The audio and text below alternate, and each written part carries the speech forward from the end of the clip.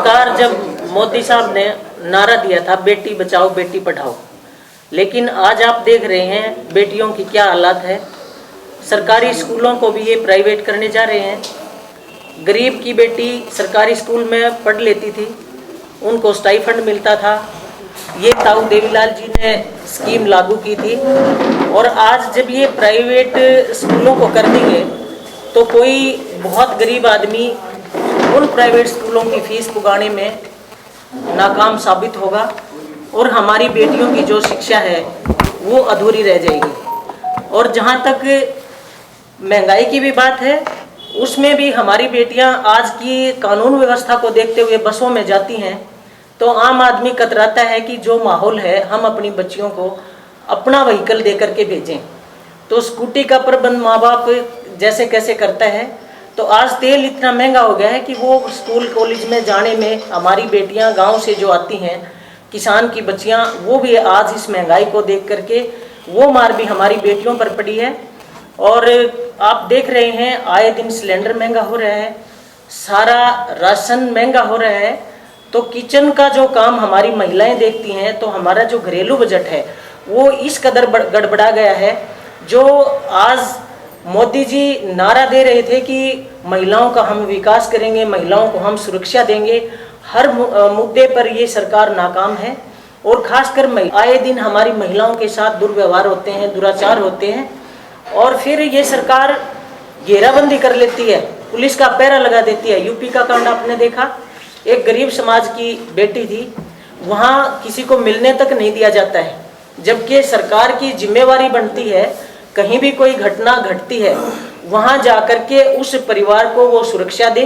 जिस प्रकार की कोई समस्या है उसके लिए सरकार उस परिवार को आश्वासन दे कि वो उसके साथ है, क्योंकि सरकार जनता इकाई है और सरकार जनता के बिना एक जीरो है। सरकार को बनाने वाली जनता है, और जनता को जब कोई भी परेशानी होती है तो सरकार की जिम्मेवारी बनती है कि सरकार उस परिवार को, उस समाज को वो सहायता दे जिससे वो आज दुखी है। तो इसी प्रकार से आप देख रहे हैं, आदरणीय कुंडू साहब ने किसान आंदोलन के बारे में बताया। किसान आंदोलन में भी हमारी छोटी छोटी बेटियां, हमारी माताएं बहनें वहां पर किसान आंदोलन में भी अपना अधिकार मांगने के लिए लगातार हर बॉर्डर पर वो डटी हुई हैं। आदरणीय भाई अभय सिंह चौटाला जैसे जैसे हर बॉर्डर पर गए, कार्यकर्ताओं को साथ लेकर के गए, तो उनमें भी हमारी कार्यकर्ता बहनें उनके साथ जाकर के अपना अधिकार मांगने के लिए उनके साथ गई हैं। और हम सरकार से मांग करते हैं कि जो बेटी बचाओ बेटी पढ़ाओ, महिलाओं का विकास, महिलाओं का उत्थान, महिला सशक्तिकरण, इस प्रकार के झूठे नारे देने वाली सरकार या तो चेत जाए, नहीं तो महिलाएं हर प्रकार से बाहर निकल करके वो रोडों पर आएंगी, सड़कों पर आएंगी, और अपना अधिकार जब तक हमें नहीं मिलेगा। तो हमें स्वामी विवेकानंद जी का वो नारा याद है जिस प्रकार से उन्होंने अपने नौजवानों को, महिलाओं को ललकार के कहा था कि उठो जागो और अपने लक्ष्य की प्राप्ति तक मत रुको।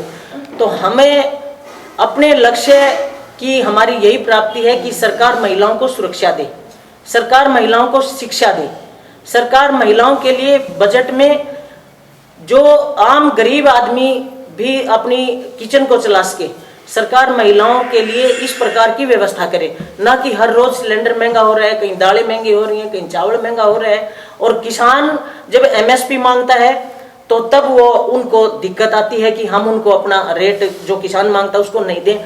जब व्यापारियों के गोदामों में, जो बड़े बड़े उद्योगपति हैं उनके गोदामों में कोई भी चीज चली जाती है, तो हमारी महिलाएं जब किचन के लिए उसको खरीदने के लिए जाती हैं तो वो उनके बजट से बाहर की बात हो जाती है। तो इस दोगली नीति को छोड़ करके सरकार को चाहिए कि वो हर जगह सुरक्षा दे। प्रकार के जो झूठे नारे दे करके हमारी भोली भाली महिलाओं को, इन्होंने कहीं कहा कि हम बुजुर्ग महिलाओं की, विधवा की, विकलांग की 5100 रुपये पेंशन करेंगे।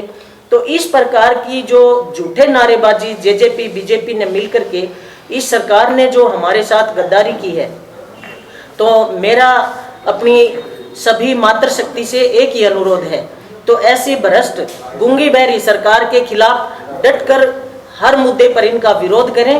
क्योंकि जहां जहां हमारे लिए ये खिलाफत कर रहे हैं, मैं ये मानती हूं कि जब भी कोई कहीं भी शोषण होता है तो कोई भी समाज, कोई भी वर्ग, कोई भी व्यक्ति विशेष अपने शोषण के विरुद्ध आवाज नहीं उठाएगा तब तक उसका शोषण होता रहेगा। इसलिए मेरी अपनी महिला बहनों से, पूरे प्रदेश से, देश में अपनी मातृशक्ति से एक ही प्रार्थना है कि आप अपने शोषण के विरुद्ध आवाज उठाइए और इस गूंगी बहरी सरकार को उखाड़ फेंकने का संकल्प लीजिए, ताकि आने वाले समय में हमारी मातृशक्ति को सुरक्षा मिल सके, शिक्षा मिल सके और इस महंगाई की मार से हम बच सकें।